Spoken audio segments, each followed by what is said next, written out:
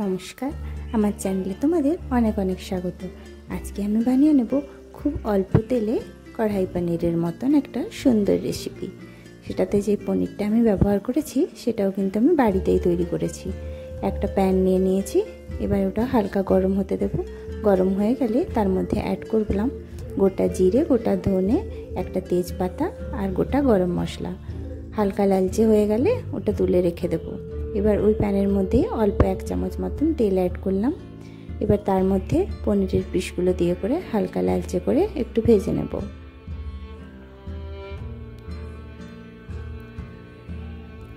উল্টে পাল্টে করে দুই সাইড অল্প অল্প লালচে হয়ে যাবে। এবার ওই পনিরের টুকরোগুলোর উপরে অল্প একটু লবণ ছড়িয়ে দেবো আর একটু দিয়ে দেবো অল্প একটু কাশ্মীরি লঙ্কা। আবারও ভালো করে নাড়াচাড়া করে নিয়ে পনিরগুলোকে তুলে নেব।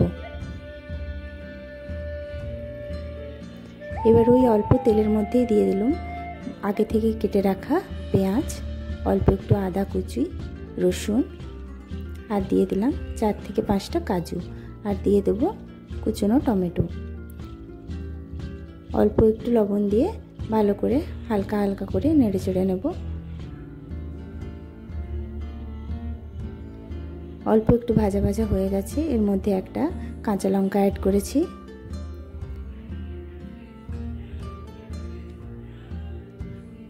এবার এটাকে তুলে নেব। এবার ঠান্ডা হওয়ার জন্য কিছুক্ষণ রেখে দেব। ঠান্ডা হয়ে গেলে ওইটার একটা স্মুথ পেস্ট বানিয়ে নেব। এবার ওই তেলের মধ্যে দিয়ে দিলাম অল্প একটু হলুদ গুঁড়ো, অল্প একটু কাশ্মীরি লঙ্কা গুঁড়ো।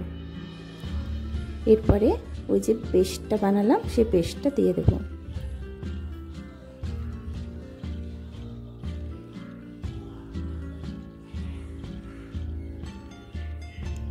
ভালো করে মশলাটা ভেজে নেব। যেহেতু আগে অল্প একটু ভেজে রেখেছিলাম পেঁয়াজগুলো আর আদা রসুনগুলো, তাই খুব বেশি সময় লাগবে না মশলাটা ভাজতে।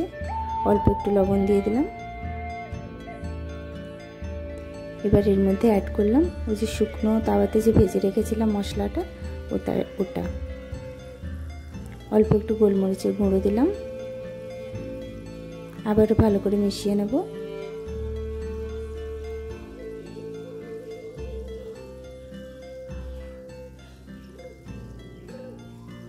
ব্যাস, মশলাটা দেখো ভাজা ভাজা হয়ে এসছে। যেহেতু আমরা খুব অল্প তেল ব্যবহার করেছি তাই হয়তো অল্প একটু বাটার অ্যাড করলাম। এবার পনিরের টুকরোগুলো দিয়ে দিলাম, আবারও ভালো করে মিশিয়ে নিলাম। এবার অল্প করে জল অ্যাড করে দেব। জলটা অল্প একটু ফুটতে দেব।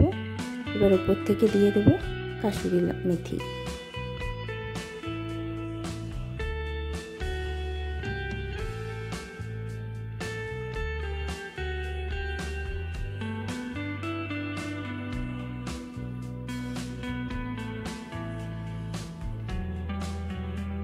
জলটা ফুটে এলে ওপর থেকে কাসুরি মেথি ছড়িয়ে দেবো।